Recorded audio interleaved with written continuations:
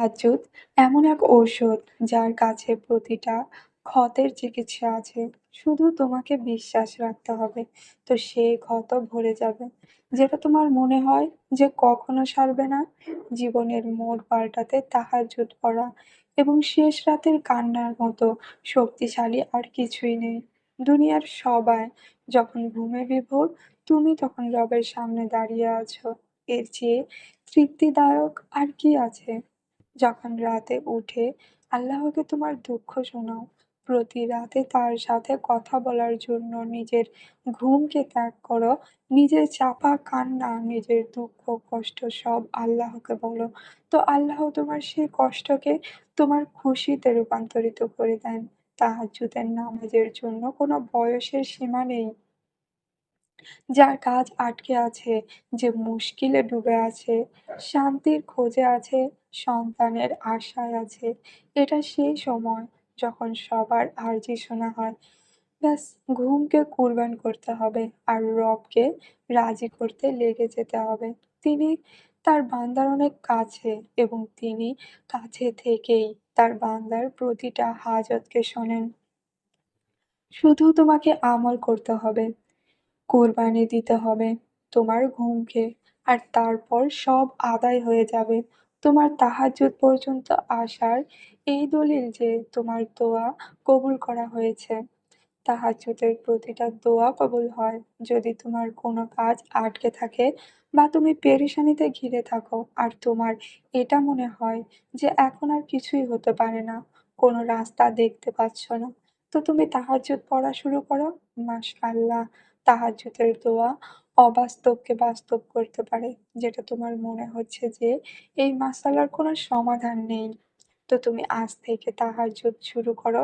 ফের দেখবে আল্লাহ তাআলা কিভাবে গায়েবীভাবে তোমাকে সাহায্য করবেন ইনশাআল্লাহ।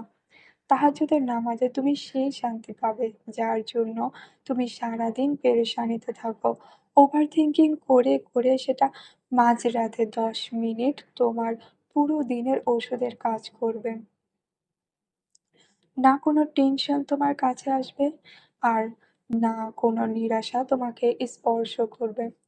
তাহাজ্জুদের কমপক্ষে ৪ রাকাত তো আদায় করো। ২ রাকাত, ২ রাকাত করে পড়া শুরু করো। এভাবে তুমি চাইলে ৪ রাকাতের বেশিও পড়তে পারো। চাইলে শুধু ২ রাকাতও পড়তে পারো। তাহাজ্জুদ তোমাকে আল্লাহর নিকট করার জারিয়া। তাহাজ্জুদ আল্লাহকে নিজের দুঃখ কষ্ট শোনানোর উত্তম একটি পন্থা, যিনি রাতকে দিনে এবং দিনকে রাতে অন্ধকারের উজ্জ্বলতাকে পরিবর্তন করতে পারেন। তোমার কি মনে হয় তিনি তোমার কষ্ট দুঃখকে সুখে পরিবর্তন করতে পারবেন না? যিনি পাথর থেকে পানি বের করতে পারেন, তোমার কি মনে হয় তিনি তোমার না পাওয়াকে পাইয়ে দিতে পারবেন না? যিনি ঠান্ডাকে গরমে, মরুভূমিকে বাগিচায় পরিবর্তন করতে পারেন, তোমার দুঃখকে তিনি সুখে কি পরিবর্তন করতে পারবেন না? যিনি বিপদ আসার আগেই সেটা দূর করে দেন, তোমার কি মনে হয় তিনি জানেন না তোমার কষ্ট? তোমার গুনাহকে দুনিয়াবাসী থেকে তিনি লুকিয়ে রাখেন। তোমার কি মনে হয় যে তোমাকে তার থেকে কেউ বেশি ভালোবাসতে পারে? যিনি তোমার হাজারটা ভুলের পরেও তোমার খিদেতে ঘুমাতে দেন না। তাহলে তুমি কিভাবে ভাবলে যে তিনি তোমার সাথে ভুল কিছু করবেন? রব, যিনি তোমাকে সব থেকে বেশি ভালোবাসেন, তোমাকে সবর দেন, হিম্মত দেন, তোমাকে তাহাজ্জুদে ওঠার তৌফিক দেন। তাহলে তুমি কিভাবে ভেবে নিলে তিনি তোমার সবরকে শুকরিয়ায় বদলাতে পারবেন না? দোয়া দোয়া আল্লাহর থেকে সব মানিয়ে নেয়।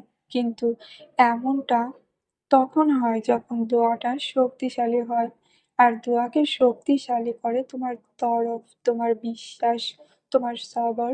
মুজিজা তখন হয় যখন তুমি চাওয়ার পরে অপেক্ষা করো। যখন তুমি বারবার হাত পেতে আল্লাহর কাছে চাও আর বলো, আল্লাহ শোনান না, আমি অসহায়, আপনার সাহায্যের মুখাপেক্ষী। আপনি বলেছেন ভিক্ষুককে খালি হাতে ফিরিয়ে দিও না। তাহলে এই ভিক্ষুককে আপনি খালি হাতে কিভাবে ফিরিয়ে দেবেন? আল আল্লাহ, আপনি তো কোন বলে দিলেই পরীক্ষা মজিজায় রূপান্তরিত হয়ে যাবে। যখন মনে খেয়াল দানকারী আল্লাহ, তাহলে সেই নেক দোয়াকে মোকাদ্দরে লিখবেনও আল্লাহই। যখন পরীক্ষা দানকারী আল্লাহ তাআলা, তাহলে সেটা থেকে বেরও করবেন তিনিই। যিনি তোমাকে সবর করতে শিখিয়েছেন, সেই সবরের ফলও তিনিই দেবেন। যিনি দোয়া চাওয়ার তৌফিক দিয়েছেন, সেটাকে কবুলও করবেন তিনি। যিনি তাহাজ্জুদের সেজদা নসিব করিয়েছেন, চমকাবেনও তিনি। তুমি তো চাইতেই পারবে না। যদি আল্লাহ তাআলা না জানতো, যদি তোমার দোয়া কবুল তিনি না করছেন, যদি তিনি সাথে, সাথে তোমার দোয়া কবুল করছেন না, তো তিনি তোমাকে বারবার শুনতে চান। তোমার ডাক শুনতে তিনি ভালোবাসেন। সিজদা হলো সেই নিয়ামত যা তোমার সব কষ্ট, অস্থিরতা, জমাট বেদনা আর তিতকুটে ভাব দূর করে দেয়। কেননা যতই তুমি নিজের ক্ষুদ্রতা আবিষ্কার করো, ততই তোমার জীবনের সাবলীল আর হালকা সকল কিছুই মেনে নেওয়া সহজ হয়ে যায়। সিজদার মর্যাদা আল্লাহ সবাইকে দেন না। আল্লাহ তাআলা মানবদেহের সবচেয়ে মর্যাদাপূর্ণ অঙ্গটিতে চেহারায় তার চিহ্ন এঁকে দেন। জিজ্ঞেস করা হলো, সিজদার ক্ষমতা কতটুকু? জবাবে বলা হলো, ৬৫০ পাখা। ৬৫০ পাখা থাকা সত্ত্বেও জিবরাইল আলাইহিওয়াসাল্লাম যে দূরত্ব অতিক্রম করতে পারে না, বান্দার এক সিজদা অনায়াসে সেই দূরত্ব অতিক্রম করতে সক্ষম। তার দরবারে তো প্রতিটা কষ্টের মলম আছে। তোমার মনে হয় যে তোমার কেউ নেই, তাহলে তুমি ভুলে যাচ্ছ যে তোমার একজন রব আছেন, যিনি সব সময় তোমার সাথে আছে, তোমার কাছে আছে। আল্লাহ আমাদের সবার নেক আশা, নেক দোয়াগুলিকে কবুল করে নিন। আমিন।